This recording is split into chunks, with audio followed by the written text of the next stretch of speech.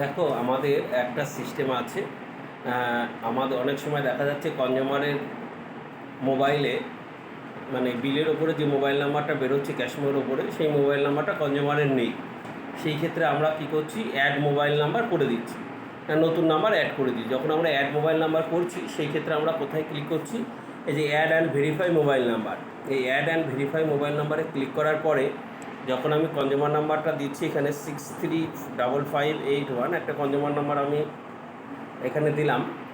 দেওয়ার পরে দেখো কি হচ্ছে, এখানে দেখো দুটো মোবাইল নাম্বার দেখাচ্ছে, একটা 1 নম্বর ঘরে, একটা 2 নম্বর ঘরে। এবার সাপোজ দেখা গেল কনজিউমারের এই 2 নম্বর ঘরে মোবাইল নাম্বারটা কনজিউমারের কাছে আছে, কিন্তু 1 নম্বর মোবাইল নাম্বারটা কনজিউমারের কাছে নেই। সেই ক্ষেত্রে তুমি এই 2 নম্বরের ঘরের মোবাইল নাম্বারটা কেটে 1 নম্বর ঘরে এন্ট্রি করে দিলে, তারপরে রিসেন্ট ওটিপি করলে সেখানে ওটিপি রিসেন্ট হয়ে যাবে। আমি ওটিপি রিসেন্ট অপশানটা তোমাকে এখানে দেখিয়ে দিচ্ছি ভিডিওর মধ্যে।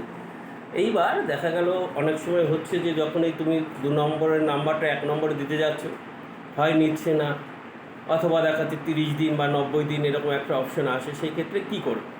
সেক্ষেত্রে দেখো একটা অপশান এখানে আছে, সেটা করলে তুমি কনজিউমারের দ্বিতীয় যে 2 নম্বরে যে মোবাইল নাম্বারটা আছে এখানে, সেই নাম্বারে ওটিপি পাঠাতে পারবে। সেই ক্ষেত্রে কী করতে হবে তোমাকে, এই যে এই মোর অপশানটাতে ক্লিক করতে হবে। মোর অপশানে ক্লিক করলে পরে দেখো এখানে একটা অপশান আছে রিসেন্ট ডিএসি ওটিপি। এই রিসেন্ট ডিএসি ওটিপিতে ক্লিক করলে পরে, এইবার করার পরে এখানে তোমাকে সেই কনজিউমার নাম্বারটা মারতে হবে। 635581 আমি একটা কনজিউমার নাম্বার মারলাম। কনজিউমার নাম্বার মারার পরে দেখো এখানে দুটো নাম্বার দেখাচ্ছে। প্রথম নাম্বারটাতে দেখো একটা লাল চিহ্ন হয়ে রয়েছে, দ্বিতীয় নাম্বারটা খালি আছে। এবার তুমি কনজিউমারের কাছে আমার দ্বিতীয় নাম্বারটা আছে, প্রথম নাম্বারটা নেই। এবার আমি মোবাইল নাম্বারটা চেঞ্জও করতে পারছি না, যেহেতু 90 দিন দেখাচ্ছে। সেই ক্ষেত্রে কী করব, আমি এই দ্বিতীয় নাম্বারে একবার ক্লিক করব। দেখো এটা প্রথম নাম্বারে ক্লিক ছিল, যখন আমি 2 নম্বরের উপর ক্লিক করলাম, লাল যে ইয়েটা সেটা দ্বিতীয় নাম্বারে চলে আসলো। এবার এখান থেকে আমি রিসেন্ট ওটিপিতে ক্লিক করব।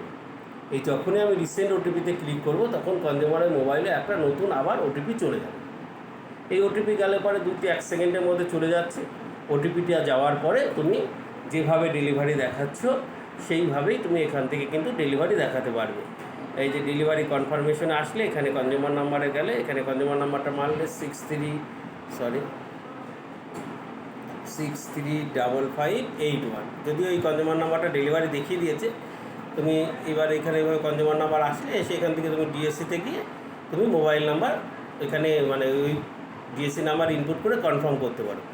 আর এখান থেকে যদি তুমি রিসেন্ট করো, দেখো যখন এখানে ডেলিভারি করছে এখান থেকেও রিসেন্ট একটা অপশান আছে। এখান থেকে রিসেন্ট অপশান করলে কিন্তু প্রথম নম্বরটাতেই শুধুমাত্র ওটিপিটা সেকেন্ড টাইম যাবে। আর তোমার যদি কনজিউমারের দ্বিতীয় নম্বরে ওটিপি পাঠাতে হয়, তাহলে এই যে আমি যেই অপশান থেকে দেখিয়ে দিলাম, সেই অপশান থেকেই তোমাকে দ্বিতীয় নম্বরে ওটিপিটা পাঠাতে হবে। এই যে এখান থেকে স্ক্রল করে ওপরে তুলবে, দেখো রিসেন্ট ডিএসসি ওটিপি।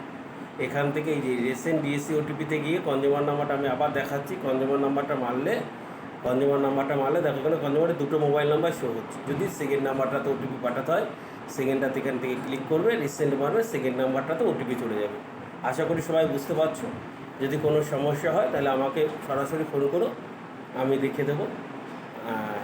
সবাই বেশি বেশি করে ডিএসসি দিয়ে ডেলিভারি দেখানো। স্কুলের বিলগুলো তোমরা ডেলিভারি তো হবে না, কারণ স্কুলের বিলে ডিএসসি যায় না, ওটা আমরা দেখিয়ে দেবো। ঠিক আছে, সবাই বেশি বেশি করে ডেলিভারিটা দেখো।